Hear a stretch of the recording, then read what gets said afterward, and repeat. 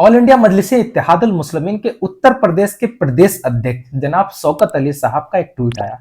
लगातार शौकत साहब राजनीतिक मुद्दों पर, चाहे वो सामाजिक मुद्दे हों, इन तमाम मुद्दों पर अपनी राय व्यक्त करते हैं। ट्विटर के माध्यम से आज उन्होंने लगातार कई पोस्ट किए, लेकिन उसमें से एक खास ये रहा कि जब से संभल के सीईओ का एक बयान आया है कि जिसको भी रंगों से दिक्कत है वो घर से बाहर ना निकले, अगर रंग लगने के बाद झेलने की क्षमता हो तो ही बाहर निकले, अन्यथा ना निकले, घर पे ही नमाज पढ़े। हालांकि ये संभल के सीईओ ने बयान जारी किया था। तो भाई हम असदुद्दीन ओवैसी वाले और असदुद्दीन ओवैसी के सिपाही भले कैसे चुप रह सकते हैं। हमने अपना विरोध दर्ज करवाया और आज शौकत साहब ने एक बयान जारी किया। बयान उन्होंने लिख करके अपने एक्स के माध्यम से हम तमाम लोगों को अवगत कराया। अवगत क्या समझिएगा, इशारा समझिएगा कि उन्होंने क्या कुछ कहा है और आपको समझने की बहुत ज्यादा जरूरत है। इस वक्त मैं आपको बता दूं, जनाब शौकत साहब जिस तरीके से मेहनत कर रहे हैं वो यकीनन इस बात को दर्शाता है कि 2027 में तमाम राजनीतिक पार्टियां जो उत्तर प्रदेश में चुनाव लड़ने वाली, उनकी नींदें जो है वो हराम हो जाएंगी। हम तमाम सामाजिक और सामाजिक मुद्दों पर, चाहे वो कानूनी मुद्दे हों या फिर राजनीतिक मुद्दे हो, तमाम मुद्दों पर हम खुल करके अपनी राय व्यक्त कर रहे हैं और जनता के मुद्दों की आवाज बन रहे हैं। यही शौकत साहब कर रहे थे। तो चलिए मैं आपको बताता हूं, शौकत साहब ने एक ट्वीट किया, लिखा है उन्होंने, नमाज रोड पर पढ़ना अपराध है, होली रोड पर, कांवड़ रोड पर, मेला ठेला रोड पर, शोभा यात्रा, बारात, नाच गाना रोड पर, मूर्ति पंडाल रोड पर कोई अपराध नहीं है। एक देश दो कानून, क्या ये न्याय है? आगे सुनिए उन्होंने क्या लिखा है कि सियासी हिस्सेदारी ना होने का खामियाजा पूरी कौम को भुगतना है।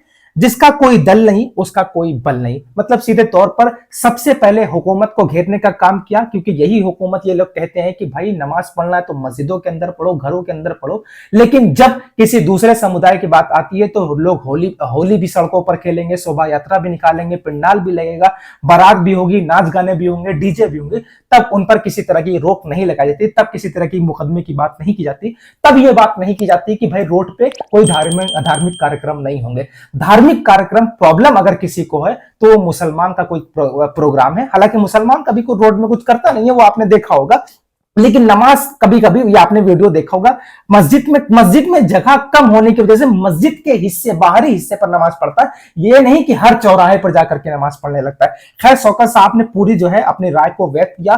पहले हुकूमत को घेरने का काम किया, हुकूमत से सवाल करने का काम किया, फिर अपने लोगों से ये कहा कि जिसका कोई दल नहीं उसका कोई बल नहीं। मतलब शौकत साहब ये बताना चाहते हैं कि मुसलमानों या फिर दलितों और शोषितों वंचितों अपना दल तैयार करो, क्योंकि जब तुम्हारा दल होगा जब तुम्हारा बल जो है, तुम्हारी आवाज का बल होगा, तुम्हारी ताकत होगी, तुम्हारी अपनी शनाख्त होगी। आगे कुछ कमेंट में क्या कुछ लिख रहे हैं, कोई लोग लिख रहे हैं, जफर खान लिखते हैं, आपने बिल्कुल सही बात कही अध्यक्ष जी, मगर क्या करें, अब्दुल तो दरी बिछाने में व्यस्त है और बिरयानी खाने में, उसे कौम से क्या लेना देना है। ये जफर खान लिख रहे हैं। वह एमडी हुसैन लिख रहे हैं कि आदत से मजबूर लोगों को कौन समझाए।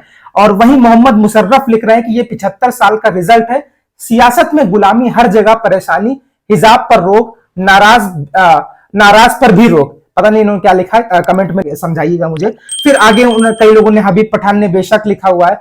वही जो है तमाम लोग जो है, कमरुद्दीन लिखते हैं कि भारत में मुसलमान होना इतना आसान नहीं है।